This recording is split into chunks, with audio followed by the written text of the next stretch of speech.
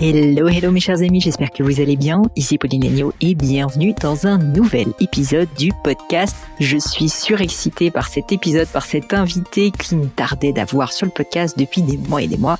Il s'agit d'un auteur américain qui s'appelle Daniel Pink. Et si vous ne le connaissez pas, eh bien écoutez bien cet épisode, je suis sûre que vous allez avoir envie de découvrir ces différents ouvrages.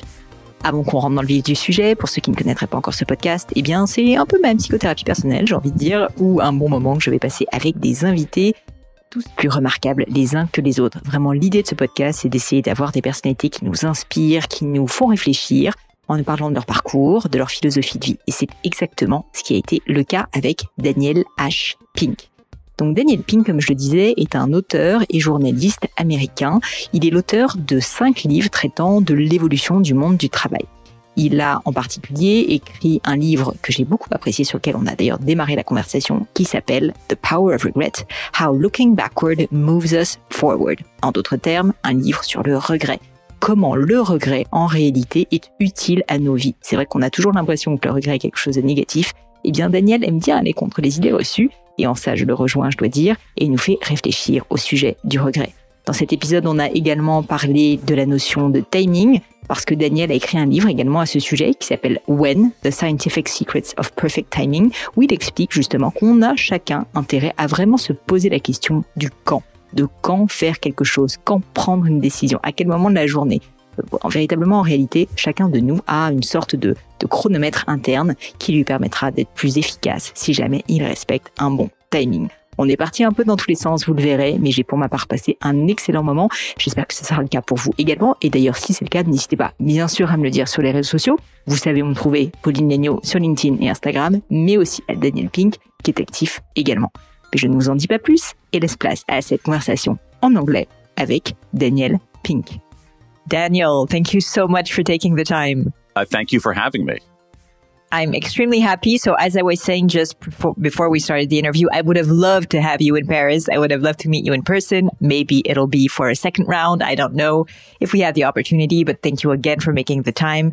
I'm sure the audience is going to be super, super happy with everything you have to say. Well, thank you for having me. No, of course. So my first question actually regards your new book, and I'd love really to start with this last book, The Power of Regrets. There's a quote I really wanted you to ponder upon and maybe to elaborate on, which is, I'm reading, regret is not dangerous or abnormal, a deviation from the steady path to happiness. It is healthy and universal, an integral part of being human. Regret is also valuable. It clarifies, it instructs. Done right, it needn't drag us down. It can lift us up. And that's very contrary to common belief. So I would love for you to elaborate and explain how regret can clarify or instruct, because of course, this is not a typical point of view.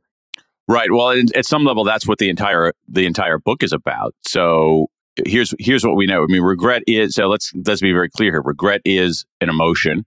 It's an emotion that makes us feel bad. So let's not dance around that when we feel that spear of regret, when we look backward, we wish we had done something different. We wish we had not done something. We wish we had done something in a different way, and it makes us feel bad. Now, here's what we know. That emotion is one of the most common emotions that human beings experience. We have 50 years of evidence telling us that just about every single human being experiences regret. The only people who do not experience regret are 5-year-olds, because their brains haven't developed that ability to travel through time. People with certain kinds of neurodegenerative diseases and brain damage, and sociopaths. Otherwise, everybody has regret. Now, it's in a way to think of that is that it's part of our cognitive machinery. It is wired into our brains. It is part of who we are. Now, let's put those two ideas together. You have this emotion that is universal, that is ubiquitous, that everybody experiences, but it makes us feel bad. That's weird, right? It's everywhere, but it's aversive. I don't like experiencing regret, but I do because I'm a human being. So what's the point? There must be some reason for its ubiquity. And the reason is this: regret is useful if we treat it right. And once again, we have piles of evidence showing. Now, think about your listeners, Pauline, who are in business, who are trying to figure out their careers. We have evidence telling us that if we deal with our regrets properly, not ignoring them, not wallowing in them, but confronting them, using them as information, as signal, as data, it can help us become better negotiators. It can help us become clearer thinkers and avoid cognitive biases. It can help us become better and faster problem solvers. It can help us become better strategists. It can help us find more meaning. And so what we have is this universal emotion that is unpleasant, but that is a teacher, is an instructor. So what I'm trying to do here is give us a new view of regret, not this idea that we should never have regrets, an idea that is embodied by a French person, Edith Piaf, who famously sang, "Je ne regrette rien." I regret nothing, even though she died at a young age, racked by debt and drug addiction, full of regrets. I mean, I would love to continue talking about this because, I mean, your book is such a powerful book in terms of, I think, insights that we ourselves sometimes refuse to see. And for me, it was really very, very, I mean, interesting to think about all those times when I had regrets. So I was wondering, do you yourself in your own path have maybe an example of a regret where you actually saw that this regret was useful, as you were saying just right now? For me personally? Yeah. Oh, absolutely. Many, several. I'll give you one example of it. So I'll give you one example here. So I have, earlier in my life, I have regrets about kindness. Now, one fairly common regret, and we can talk about how I collected some other regrets, regrets from around the world, but one fairly common regret that I collected in my own research were regrets that people had about bullying other people. Right? What's the French word for bully? Is there a word for that? Probably not. We say, there is a word. It's going to come back. And I don't know if that word translates all that well, but basically the idea is sort of really mistreating other people. Not short of abuse, but in that direction. And so I have a lot of regrets about bullying other people. So forgive that detour there, because my regrets, I was never a bully. I never did anything like that. But when I was much younger, late teens, 20s, I was in many situations where people were not being treated well. They were being excluded. They were being left out. They were being treated unfairly. I saw it happen. I knew that it was wrong. And I did not do anything. Now, that has bothered me for decades. Okay, so here's the question. What do I do with that feeling? All right.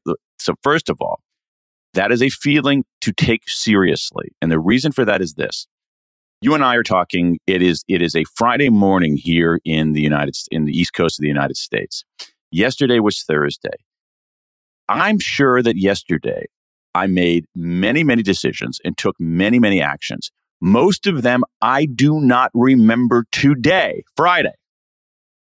All right. So we make all kinds of decisions, take all kinds of actions in our life, most of which we do not remember. But here is an action, or really in this case, an inaction from decades ago. Not only do I remember it, but it makes me feel bad. That's a very strong signal. That is something we have to take seriously. So the question then is, how do I take that seriously? What I could do, which is the Edith Piaf strategy, I could say, "Je ne regrette rien," all right, and put my fingers in my ears. And, that's a bad idea. I could be a typical American and say, "I never look backward. I always look forward. I am always positive. I'm never negative." That's a bad idea too. What I could also do is say, oh my gosh, I am the worst person in the world. I am a horrible human being. That's a bad idea as well. What I should be doing is saying, this is a signal. It's teaching me something. And what it's teaching me, what it's telling me, I think, are two things that you mentioned earlier, Pauline.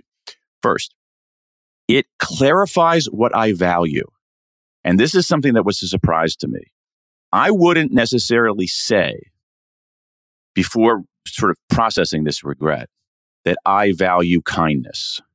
I don't know if I would say that about myself, but this is a signal that I actually do value kindness more than I might realize. So that's how it clarifies what I value. And it instructs me on how to do better, because I don't want to have this feeling again. So what am I going to do?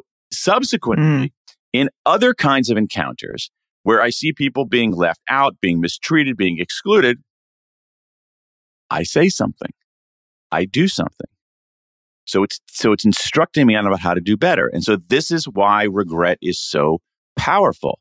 But we have to treat it properly. And the problem is that, you know, we have been indoctrinated in this Edith Piaf approach to things where we say, I don't have any regrets. I never look backward. I always look forward. I forget about the negative, and I always focus on the positive. And that is not that is not a recipe, a useful recipe for living a good life or building a good career. Is this something that happened? I mean, this shift, this phenomenon that now regret is deemed like something useless and not very interesting and just something that hurts. Is this a phenomenon that you observed happened in the last like 100 years, 200 years? Did you pinpoint like in history when this happened? That's a really good question, and I did not. I don't know. It's a great question. I don't know. I tried to find that out, and it was a difficult, to some extent, it was a difficult thing to find out. I do trace a little bit of it, so I'm uncertain. I just want to be clear about that. I do have an inkling, a intuition, for whatever that's worth, that it is modern and American more than anything else. Modern meaning in the sense of the last 100 years, and actually fueled in part by the positive thinking movement that began in the United States in the mid 20th century. And here's the thing. It's like, I don't want to dismiss that because, you know, and by positive thinking movement, I don't mean the positive psychology movement of the late 20th century, which is, you know, a scientific exploration of human flourishing. I mean more kind of the Dale Carnegie, Norman Vincent Peale, mid 20th century, think positive, be sunny all the time. And here's the thing, like, that's not bad advice generally. It really isn't. I mean, optimism is a good thing. Positive emotions are a great thing. You know, we should have a lot of positive emotions. We should have way more positive emotions than negative emotions, but we shouldn't have only positive emotions. Again, going back to earlier in our conversation, because negative emotions are useful. They're there for a reason. They're telling us stuff. And when we line up the negative emotions in our lives, the most prevalent, and what science says is the most prevalent, and what I argue is the most powerful, is this emotion of regret. So could we even argue that like regret is actually part of evolution, and that in a way we have evolved as a species that is capable of regretting for a reason, as you're saying, like, and so the reason would be it makes us learn, it makes us think back, it makes us clarify, as you were saying. Do you think this is something actually real? Yeah, I mean, I don't think we have to argue that. I think that I have never heard a counter argument to that. Okay. I mean, I think that is the logical conclusion. I think you've got it exactly right. That it is that we are not, evolution is not designed to make us happy. It is designed to help us survive. That is real. So exactly as you're saying, Pauline, regret is obviously adaptive. It helps us adapt to our environment. It helps us survive. And this is why it's a little bit of a puzzle. I mean, I think your your two questions, last two questions are actually very insightful questions, especially when we pair them together. So what we have is this movement telling us we should be positive all the time, but we have this evolutionary adaptation saying, no, no, no, no, no. You don't want to be positive all the time because you won't survive. So there's a conflict between those two things that you see what I mean, that you're asking. Yeah. And so what we need to do is we need to say, as a human being, I have this big portfolio of emotions. We have all kinds of emotions. And again, a good life is full of positive emotions. Joy, awe, gratitude, elation, whatever. Those are fantastic. I want to have a lot of those emotions. I want you to have a lot of those emotions. But you don't want to have only those emotions. You have to have some negative emotions. Let me give you an example. Let's take fear, negative emotion. I don't like experiencing fear, but I would not, if you were to submit, if there was some like doctor out there who said, I'll give you an operation where I'll go into your brain and I will eradicate your ability to experience fear. I don't want that operation, because if I'm in a burning building, I want to experience fear because that's going to help me escape. Or think about an emotion like grief. Grief is a terrible emotion that human beings experience. But I wouldn't want to scrub away grief, because the reason we experience grief is because we experience love. And grief, the loss of grief, helps us understand and appreciate the importance of love. So again, we don't want to Edith Piaf our way through regret. We don't want to wallow in the regret. We want to think about it. Use it as information. Use it as signal. Use it as data. Use it as a kind of clunk, clunk, clunk, clunk, clunk, knock at the door. How did you come to think about regrets and to decide to write a book on the subject? I had regrets. I mean, I think that a lot of the writers that you talk to on your show, the genesis, the birth of their exploration is often personal. And for me, it certainly was. I was at a point in my life where, to my surprise, I had room to look back.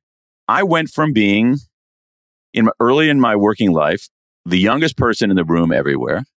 And suddenly I looked around and I was the oldest person. I was doing projects with people who were 10 years younger than I was, 20 years younger than I was. And I suddenly realized, like, I'd been writing books for 20 years. I had kids who were graduating from secondary school and university. And I was like, whoa, and so I was at a point in my life where I could look backward. And when I look backward, because I'm a human being, I had some regrets. Not terrible, devastating, overwhelming, debilitating regrets, but there were things I wish I had done that I didn't do. There were things I had done that I wish I didn't do. There were things I wish I had done differently. And what I found was that, I knew that nobody wanted to talk about regret.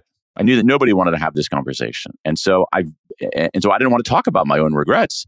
And I very tenderly began talking about some of these regrets with a few people. And I discovered that everybody wanted to talk about regret. That once I mentioned it, it was like, whoosh, everybody wanted to talk about it. And so as a writer, that's a very interesting idea. And so I wanted to make sure that this was not, I didn't want to write a book about my own personal regrets. That would be horrible. But I wanted to make sure that I started doing, making sure that there was some research out there. And it turned out there was way more research than I expected. And what's more, I felt like there were some holes in the research that I might be able to fill. So that took me on this, 3-year journey into this emotion. Well, thank you for writing it. I really, really incentivize people that are listening. If even if they don't feel concerned, actually, I think they can at one point in their life feel regret. And so I'm pretty sure that they will find this book helpful. So thank you for writing it. But with no segue, I'd love also to jump back in time and talk about your upbringing, your childhood, where you were raised, how was your family, and most importantly for me, how was little Daniel? Like, how were you as a child? How were you as a young boy? Oh my. Were you okay. like, I'm sure that can be also very insightful, and we can understand a lot of things on the rest of your career thanks to that. Okay, I'm not sure there's a huge amount of insight in there, but I'll try to answer your questions as best as possible, Pauline. What did you want to be? Sorry, when you wanted to grow up, what did you want to be in life? It changed over time. I grew up in a lot of people in Europe know about, when they think about the United States, they think about maybe New York or Washington or San Francisco or Los Angeles. But there's this whole section in the middle of the United States that where a lot of people live, and that's where I grew up. I grew up in the middle, and what did I want to be when I grew up? At one point, I wanted to be like a movie writer and director, but at other points, I wanted to be a sportscaster, and at other points, I wanted to be, I don't know. I don't know. I didn't have any like super strong inclinations. At a certain point, when I got to be in my teens, I became keenly interested in politics, and I think that was the strongest pull when I was younger. Were you already interested in books and reading and writing, or yeah, I was always a reader. I was always a reader. I was very, again, a lot of times we're product of the bizarre circumstances of our upbringing, and I happened to grow up in a part of the United States, the state of Ohio, that has arguably the best public library system in the United States of America. And so I grew up in a small town that had an excellent public library that was an 11-minute walk from my parents' house. And there was also a very, very large, in the city of Columbus, which is the capital of the state of Ohio, there was a very large central public library downtown, just a massive, huge library that was just a bus ride away. So I spent a lot of time in libraries when I was a kid. And how did you start actually writing? What was the trigger that made you interested from politics and then go to writing? I'm not sure. I actually don't know. I was working in I think that it was something that I was always intrigued by. It's something that I always kind of did as a hobby in a weird way. So even when I was in university, I was, even when I was in university, I was my concentration was linguistics, which is a very kind of mathematical social science. Probably it's sort of you have a lot of even now you have a lot of like computer programmers studying computer scientists and things studying linguistics and things like that. It's a very, very mathematical. It was social science, but also just the approach of it was quite mathematical. And so that's what I studied. But I also ended up winning a short story prize just because on the side I wrote a short story. And so it's just something I did as kind of a hobby. And then as time evolved and I was working in politics, I realized that what I was doing on the side was probably what I should be doing in the center. So that's it. So there's not, I wish there was a neater, cleaner story involving epiphanies and waking up in the middle of the night with a stark realization, but that's not how it unfolded. No, but I'm sure the decision of, shifting, a lot of people listening to this podcast are people also that, think about their careers and sometimes want it to evolve. And a shift from politics, which is, maybe a little bit more, how could I say this? Not mainstream, it's not what I mean, but I mean in terms of, it seems that it's more secure, in terms of lifestyle, I would say. And then going as a writer is very entrepreneurial in a way. You're alone, you have to write to earn your own money. I'm sure this was also a shift that was not that easy to make. And so I'd love for you. Yeah. Sure. I think I'm glad you raised that because so let's talk about that because I think it's very important to in terms of the guidance for other people. So we'll come back to that, the risks in a moment, but let's start with the fundamental thing, which is, sort of what we were talking about, which is that I think when we're young and we look at people who are doing things that are reasonably interesting, we think that they got there in this simple, smooth, upward trajectory, a very simple line up like that. And it's never that way. It's up and back and down and up and progress and setbacks and detours and whatnot. And so I think it's really important for people early in their working lives to understand that the path is not simple. It's not straight. It's full of ups and downs and detours, and that's just part of the journey. So I think that's one thing. So I would much rather tell you. Part of me would rather tell you a very neat and tidy story, but that's not a true story. The true story is messy and untidy and full of fits and starts. So I think that's important to understand. Now, to the other question that you had, which has to do with moving from at least a job with a regular salary to essentially to going out on my own. I think that when people do that, it's extremely important it's extremely important to take risks, but you have to take sensible and calculated risks. So in this particular case, when I went to do this, I was married. I still am married. It's the same person. I was married, but my wife had a job. When I went out on my own, my wife did not leave her job. She did not leave her steady salary. So we knew we had one salary coming in. We were not making a ton of money because we were both working for the government, federal government. But we did not give up her salary here in the United States. This will be bizarre for Europeans, is that we do not have universal health insurance. And so the health insurance we have comes from a job. So my wife, we had a little kid at the time. She did not give up her salary. She did not give up her health insurance. Well, we made this calculated risk. I'm going to try to go out on my own. We also said, we'll try this for a couple of years and see if it works. If it doesn't work, we'll go to the next part of the story. And so it was a very calculated risk. One of the things that I believe in deeply for people who are doing things that are entrepreneurial is I think that people sometimes don't pay enough attention to costs. And low overhead and being frugal. So I have been working for myself for over 20 years. I have never had an office outside of my house. I have never paid rent to anybody else. And so I always have had extremely low overhead. I'm talking to you from an office that is the garage behind my house. I live 22 steps in that direction. And so I've never had an office outside of the house. I've never paid rent to anybody else. So those kinds of, so I think that being frugal and being calculated about the risk is important.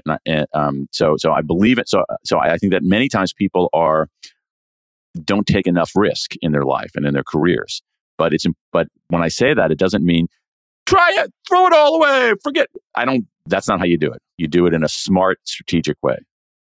Yeah, I get with you. So I'm an entrepreneur too. I have this podcast, but I have a company with about 75 people. And it's funny because people always say to me, when I want to launch a business, I want to go all in. I want really, because otherwise I will not believe that it will work out. And so I need basically in a way to put all the risks possible on the table. And what I hear from what you're saying is quite intelligent, of course, is that you're saying, okay, you can be motivated. You want to do your best, but at the same time, you also have to be realistic in a way and just try to mitigate your risks. And so I'm sure. Absolutely. I mean, I understand the impulse of saying you're going all in. And I think that at some level, what you want to do is you want to go all in emotionally. You want to go all in intellectually.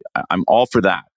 But just you want to be smart about it. It's like there's a reason, okay, so, I'm trying to think, you have a car, an automobile, and you have insurance on the automobile. You have a house, you have insurance on the house. You want to actually manage that risk. I think it's an interesting question. I hadn't thought about this fully. You do want to go all in some respects. I agree with that completely. So when you go in and you say, like, I'm going to do everything I can to make this work, but you don't bet everything. You actually are a much more sophisticated risk manager. Yeah. I'd love to talk about your current way of organizing your work and yourself. Sure. So you were saying you've been working for 20 years as a writer, and so you told us everything, your garage, etc. What are the main challenges for you as a person, as a writer, in terms of organization, to be as productive, as motivated as possible? Yeah, it's a really good question. When I write, so when I'm working on a book or any kind of big project that mostly that involves writing, I stick to a very rigid routine. I'm a believer in routines. If I were to come out to this office and write only when I was inspired, only when you're laughing, you know what it's like, all right? I'm like you. if I waited till I was inspired, or I'm in the mood, or the muse is speaking to me, I would not have gotten anything done. So I treat writing. Again, this is my approach. I think it's good advice in general, but I'm not sure it works for everybody. Of course. I treat writing like being I've said this before, I treat writing a little bit like being a bricklayer. So my job is to come out to my workplace, and I come out at, typically when I'm writing is typically around 8:30 in the morning. So I don't start insanely early, but I don't come in very late, 8:30, I think pretty reasonable starting time. And I give myself a word count. You have to write 600 words, 800 words, whatever it is. Depends on where I am in a project and whatnot. And I do not do anything until I hit that word count. I do not bring my phone with me into the office. I do not answer my email. I do not watch sports highlights on YouTube. I do not do anything until I hit that word count. Once I hit that word count, I'm allowed to do other things. So I do that. So let's say I start that on a Monday. I do that on Monday. Then I come into the office on Tuesday and I do the same thing. And then I do it on Wednesday and on Thursday and on Friday. And if you do that every day, the words begin to pile up. And that's how I do it. So I'm pretty rigid in my approach to these kinds of things. So I do my writing in the morning. I do my interviews and administrative stuff in the afternoon. I almost, try to almost every day exercise in some way in the late afternoon. And that's how I do it. How did you come up with this strategy? Did you have to put this routine on place? Because before you tried to do it like in a more, let's say, spontaneous way, and you realized that it was just not working? Yeah, absolutely. That's exactly what happened. And then also, a few years ago, I wrote a book about timing and the effect of time of day and so forth. And I realized that there was this time of day for me, not for everybody, but for me, that was the most effective, and I was squandering it. So, yeah. I love this book, by the way. I read it too. And I would love for you maybe segue on this book because I wanted to mention it too. Could you quickly just explain the main insight of the book? With the one on timing? Yeah, exactly. So when? It's a book called When in English, and very easy book to translate into other languages. Unlike some of these other books. So I wrote a book called Drive that does not translate well into other, I don't even know what the French title of Drive. But the title in other languages for a book called When is pretty easy. And this is a book about timing. And essentially the idea is that when we make our decisions, just like we were talking about, Pauline, when we make our decisions about when to do things, when should I work? When should I start a project? When should I end a project? We tend to make them based on guesses. We tend to make them based on intuition. And that's the wrong way to do it because there is a massive amount of research giving us instruction on when in the day we should do certain kinds of work, when in the day we should do other kinds of work, when should we take a break, how do beginnings affect us, how do midpoints affect us, how do endings affect us, how do people synchronize in time. And so this is a look trying to draw from this incredible, vast trove of science to give people instruction on when to do things. Yeah, I remember when I read the book, it really dawned on me that actually I was a very analytical person in the morning, and all my tasks that needed, that required, and I guess this is pretty common, that require a lot of intellectual power basically needed to be in the morning. And usually what I realized when I looked at my schedule is that it was exactly the opposite. Usually I would come into the office, have all my meetings in the morning. So it'd be more and so I completely, and I thank you, changed my way of organizing my week. Thanks to your book. Yeah. I mean, me too. So I now, I often do. The big scourge is really email. That if if you are so some of this has to do, just to give a little bit of context to your listeners here. Some of this has to do with what's known as a chronotype, which is that we biologically, we have certain inclinations. Some of us naturally wake up late and go to sleep late. Some of us naturally wake up early and go to sleep early. And many of us are kind of in the middle. But in general, you have people who sort of are more like, about 80% of people are more like you and me, which is like, in general, we, sort of hit our peak early in the day. There's about 20% of the population are night owls. They hit their peak way later in the day. And that's a little bit different for them. But for people like you and me, which is roughly, I'm oversimplifying, but about 80% of the population, you're much better off doing your heads down, focused, analytic work that requires vigilance, work where you do not want to be distracted. You want to do that early in the day rather than later in the day. And unfortunately, many of us, myself included, what do we do in the morning? We respond to our blizzard of email. We have a meeting or two, and suddenly it's lunchtime. And then we end up doing what is often our most important and most difficult work in the afternoon, which for many of us is the absolute worst time of day to do it. Yeah, exactly. So that was exactly my situation. And I think a lot of people that are listening to us are probably in this case. What I thought interesting in the book too is that it really was a way for me to take back control on my schedule. And basically, I was in a situation, and I guess it's the case of a lot of people who basically have their schedule, their calendar that is, let's say, how can I say this in English? Well, they're just responding to inputs, and to emails and to people asking for a meeting. And so basically they're really not in charge of their own meeting and their own schedule. They're really like getting just the schedule of other people in their own. Yeah. I'm curious about how you would say that in French, because I have an inkling of what you might be trying to say. In English, like it's almost like you're being reactive. You're reacting rather than being intentional. And I think that's a huge part of this. That we're not. I think that's that we're not intentional enough about our schedule. We're sort of passive and reactive rather than intentional and strategic about it all. And the reason for that is that, and this is weird too, because we actually are pretty intentional about other aspects of our work.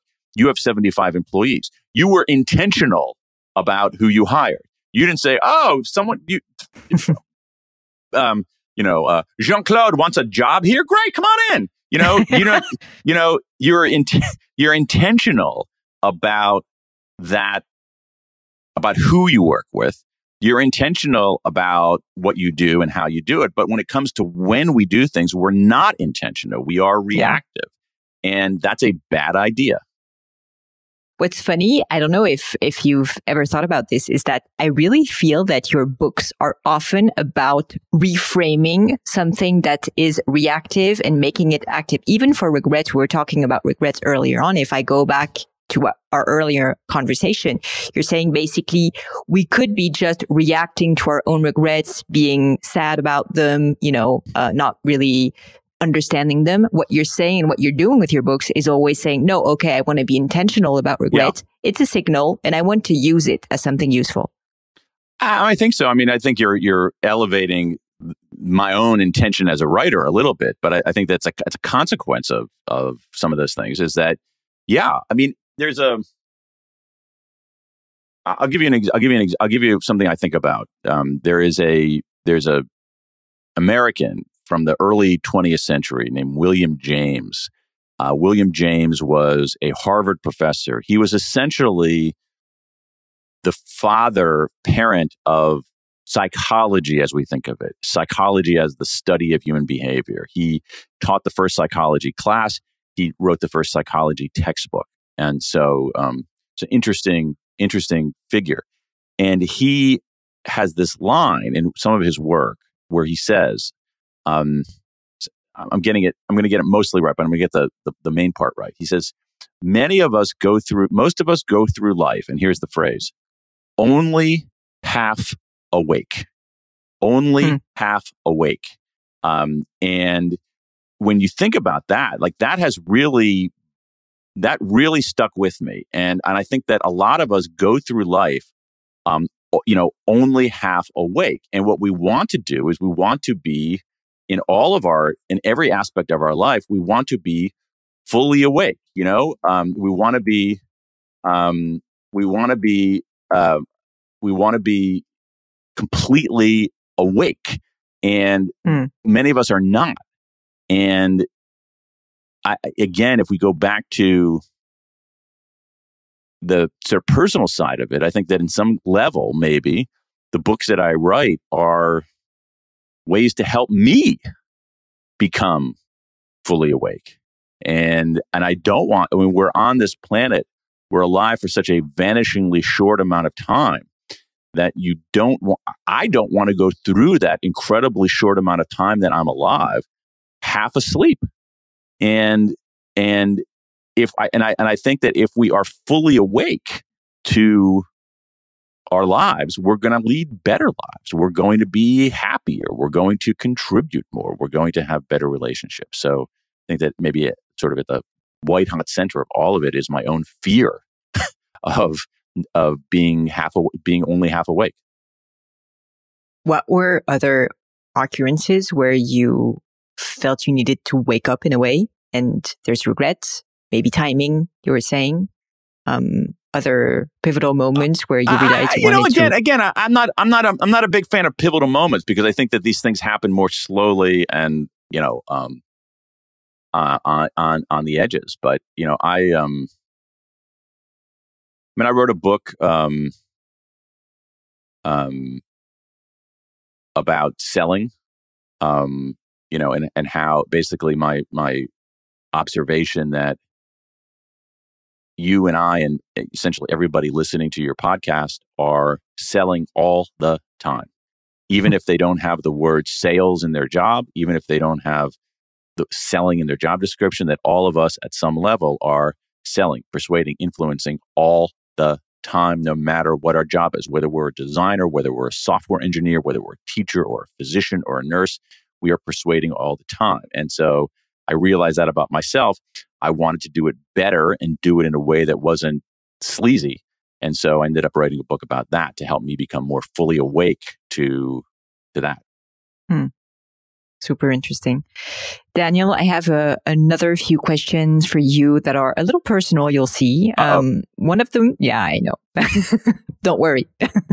One of them is, have you lived in your life a great failure? And most importantly, the lesson that you taught, you took from this mistake or this failure. I've had many. I don't know if I've had a great colossal failure, but I've had a series of just small failures on many, many dimensions. There were, dozens of jobs that I applied for that I didn't get. There were scholarships I applied for that I didn't get. I tried to. I had this business idea built on this a book that I had written. It was a complete failure. It went nowhere. It was a complete, utter flop. There have been all kinds of other small things that I've tried that were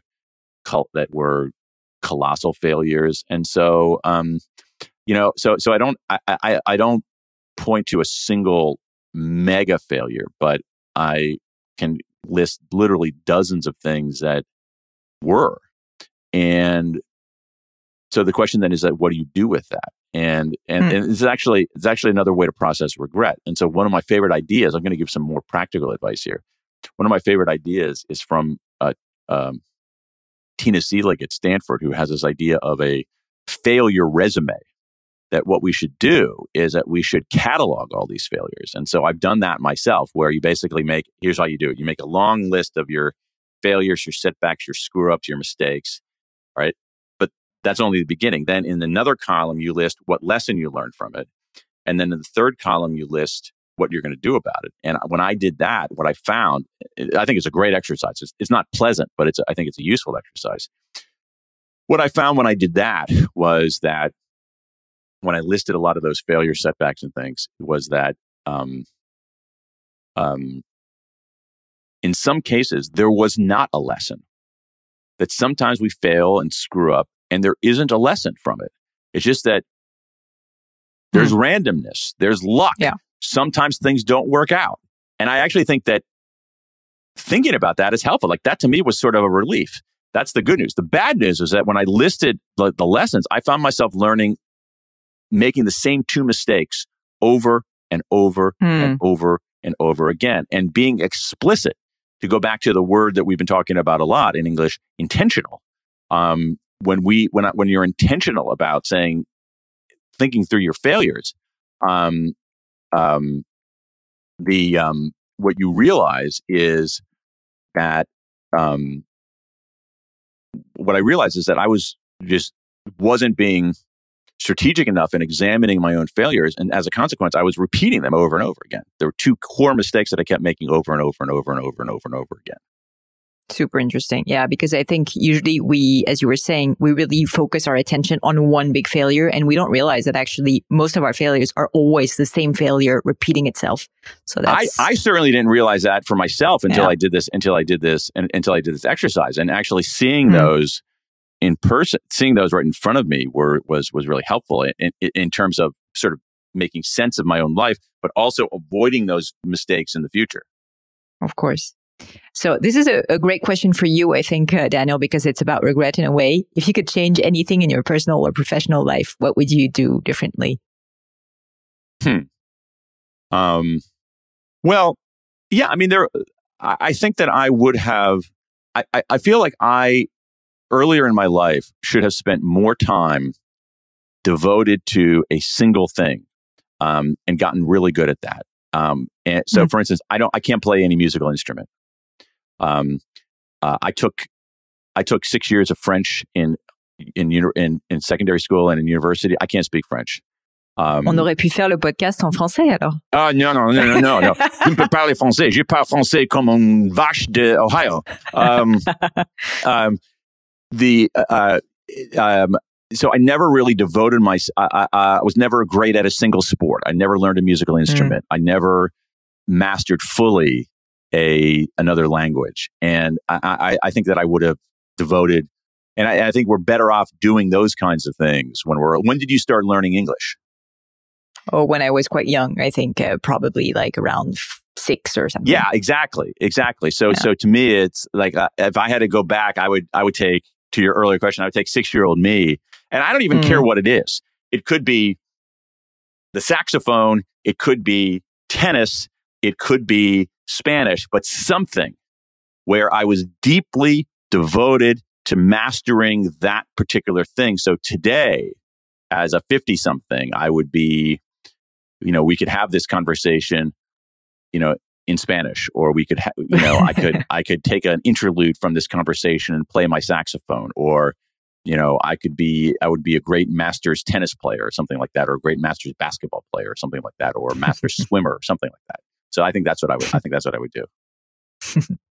Is there a quote or words of wisdom that really means something deeply for you and that you could share with us? Sure. I mean, I have some of them up on. I have some of them up on my. Some of them up on my wall here. One of them is from an artist. I don't want to say who the artist is, because his reputation has gone downhill in recent years. But I think the quotation is still valid. And, this artist says, "Inspiration." I'm reading it from my wall over there. Inspiration is for amateurs. Inspiration is for amateurs. The rest of us just show up and get to work. Love it. And we were talking about that. We were talking about that before. Yeah, but exactly. I like the idea. Inspiration is for amateurs. Professionals show up and do their work. I'll give you another one. This is also from again, I don't think that anybody in France would know who this is, so I'll save it, but it's from an American basketball player, former basketball player, who says, she said that being a professional is doing what you love to do, even on the days you don't feel like doing it. That's what it means to be a professional. So I think a lot about, like, what does it mean to be an amateur and what does it mean to be a professional? And what professionals do is they show up and they do their work. They do the work. They show up and they do the work, and it doesn't matter whether you don't feel like it. Doesn't matter whether you're not inspired. You show up because that's your job and you're a professional. Now I have a little non-politically correct question. Lay it Is on there me. something that is there something that you believe that is usually not a shared belief? For instance, I had someone on the podcast telling me, like, I don't believe that older people are actually wiser. Actually, they have a lot of cognitive biases, and so they're actually more unwise. Yeah. So do you have one of these? That's interesting. That's a great question. I would love to see you should do, a kind of a compilation of people's answers to these I think I will. It's a good idea. Fascinating. It's a wonderful question. I'd love to hear other people's answers to it. So it's a question, something that I believe that is controversial or that other people won't necessarily agree with. I'll give you one, is that, okay, so it's not politically correct, but I'll give you the two things that are, genes matter. Genes matter. Human beings are not endlessly malleable. So if we go back to what we were talking about just a moment ago, all right. So I would love to have gotten great at a sport, but chances are that I don't have the innate abilities to be a great athlete. I can be a pretty good one, but I don't. So I don't care what you could have sent me to. I could have devoted my entire childhood to training to be a professional athlete and probably would not have made it because I didn't have the innate abilities to it. Because genes matter. Mm. They matter for things that we care about deeply. Genes matter they're not determinative, but they matter for intelligence. They matter for all kinds of things in illness. And I think that we do not have a sophisticated enough understanding that there's a lottery of birth. That is, there's a lottery of who you're born, the circumstance in which you're born to, but was also as one writer talks about it in a very good book with this title, there's a genetic lottery too. And we were very uncomfortable talking about that. So it requires also being very aware about your own shortcomings or talents and trying, I guess, to go in the direction of your talents more than trying to just be the best as you can at something where you don't have the idea that all of us can be good at anything, can be really good at anything, is ludicrous. Well, thank you for sharing it, because I think I share the same belief, and I must say it's quite controversial. Yeah. What's one that you have? What's a belief that you have that is unorthodox or controversial or not widely shared? That's a good question. And because I'm on the other end of the podcast, nobody ever asked me this question. So I would need to think about it too. What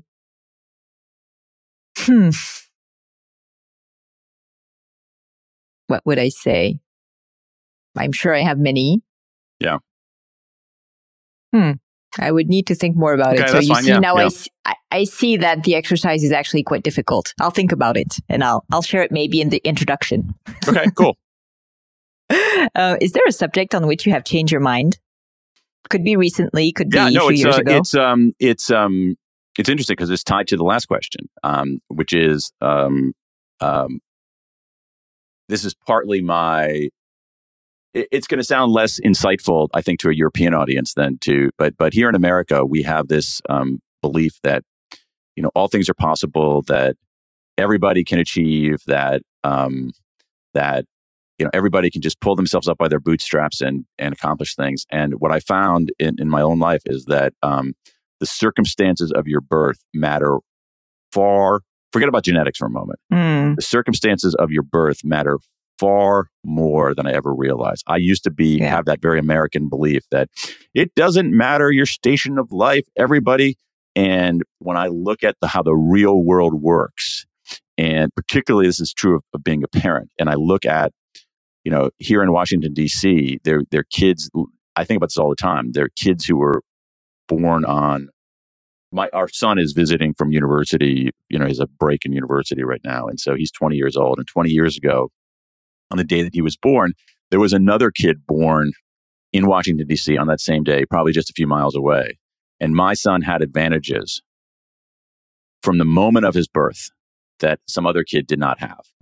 And that we have to think about whether, and I used to say, well, it doesn't matter. It's like, everybody can achieve. It's all, there's a slight disadvantage, but it doesn't last, and it lasts. So, so that's something I've changed my mind on about, basically just the basic level of fairness in society. Yeah, very true. So just to go back on your question to me, I think I would answer, but maybe because we're in this conversation, one of my answers could be that actually I don't believe that people really change. I think people can evolve, but I don't really believe that they can change. And this is a shared belief that, as a woman, you can change your husband or vice versa, or you can change professionally. I don't really believe it's true. I think you can slightly evolve. I think you can better yourself, but I don't really think that fundamentally you can change. Yeah, it's very interesting. I think that you might be right about that. It's an interesting line of inquiry. Maybe a new book. So I don't know. I mean, so for instance, like I think that it is there is this idea that when people are exposed to difficulty or trauma, that it is inevitably debilitating and harmful. When in fact, I think that actually people are much more resilient than we give them credit for, and that we're uncomfortable recognizing that. We're uncomfortable I think there are people who experience trauma and it's devastating. There's no question about that. But I think there are plenty of people who experience trauma and difficulty, and they're much more resilient than we expect. Yeah. Have you read the book from Nassim Nicholas Taleb, Anti-Fragile? Yeah. Well, I mean, I know that I read the first one, the first one he did, because it's the same book. So I think that there's something there. I think that he's talking really more at the system level. I'm talking at the individual personality level. So, for instance, we know we understand post-traumatic stress, and that's real. That's the thing. I don't want to dismiss that, but we've given short shrift to this idea of post-traumatic growth. That there are people who experience trauma, difficulty, and actually grow as a result of that. My last question for you is there a book that has had a great impact on you, that maybe even changed the way you were thinking, that, made you think about life differently? It could be literature, it could be a comic book, it could be anything really. Yeah, I mean, this is similar to the question we were talking about before, is that, I love to offer a neat, tidy explanation that there's a single book, and I felt one way before I read the book, and suddenly the world looked differently after I did. And I don't think that's really the case. I'll give you one that had a big effect on me, which is, it's a very recent book called The Righteous Mind by Jonathan Haidt. He's a social psychologist now at NYU, and it's a book about moral reasoning. And what it says essentially is that when we have this fantasy that when we come to conclusions about moral topics, so something like, should there be death penalty, capital punishment? Should abortion be legal? Should there be, I mean, here in the States, it's more or less resolved, but a few years ago, should two men or two women be permitted to marry each other? We think that what we do is we reason through the issues, weigh the pluses and minuses, the rights and responsibilities, and then come to a reasoned conclusion, when in fact, that's not how we do it at all. We have an emotional, instinctive response to that, and then we use reason to justify those instinctive emotional responses. I didn't know any of the research about this beforehand. I read that book, and it's fundamentally changed how I think about that aspect of life, and it certainly has big effect on our politics. So you mean our values basically need to be, usually we use our values, we are not very aware that we're doing that, and then we try to justify them with rational explanations. We think it's like, we think that on a controversial issue, whatever, and anything that's morally freighted, we think that on a controversial issue, the controversial issues are a little bit different in the U.S. and in France, but let's take something like, it could be euthanasia, for instance. Euthanasia, great in France. example. All right, euthanasia, perfect, great example. We say, should euthanasia be, or even things like, let's take something like assisted suicide. That is like, should somebody who wants to be able to end their life at will, and what we do is we say, I think yes, because, and we have this very rational explanation of it. I think no, and we have this very rational explanation of it. But the sequence is off. Essentially what happens is that we come to an emotional, visceral conclusion, and then we use reason to justify that. So the sequence is, the sequence is off. And so you see this in politics. You see this in the way that that judges reason, and I think that so anyway, I think it's a monumentally important book, The Righteous Mind by John Haidt. Thank you for sharing it. Thank you so much. Daniel, this is the end of this interview. Is there a last, thing you want to say, a last request, a last insight you want to share with our audience before we wrap this up? I think that the one last thing that comes out from the book on regret is that one of the things that you see very clearly in my own research and in some of the other research is that over time, what people regret are their inactions rather than their actions. Over time, what people regret are the things they did not do rather than the things that they did do. And I think that suggests that what we want to have in our lives is a bias for action, a bias for experimentation, a bias for trying things. Because as we age, especially, what haunts us, what sticks with us, what vexes us to our dying days are the things we didn't do. We didn't start that business. We didn't speak up for something that mattered to us. We didn't ask that person out on a date. We didn't go on that trip. We didn't reach out to a friend. So I think that having that bias for action is, and actually a greater appetite for sensible risk is important. I don't know if you know, but there's a saying in French, mieux vaut des remords que des regrets. It means better have remorse than regret. Right. I don't know if this exists in in American. No. I mean, there's the Tennyson line. It's better about romance. It's better to have loved and lost than never to have loved at all. Similar. Yeah. So, but I wish I had known that line. I didn't know that. Because remorse and regret are different, because remorse is essentially about I took an action, and I wish I had not taken that action. But when we take an action, there are things that we can do to. If I've hurt somebody, I can make amends. I can apologize. I can make a repair. But for inactions, you can't do anything. They just stick with you. They stick with us and vex us forever and ever. Daniel, thank you so much for taking the time. The book is called The Power of Regrets. Not yet translated in French, I think, but maybe it will happen soon. Soon, yes. I know we have. I think it's very soon, because I know we had the deal for the last year.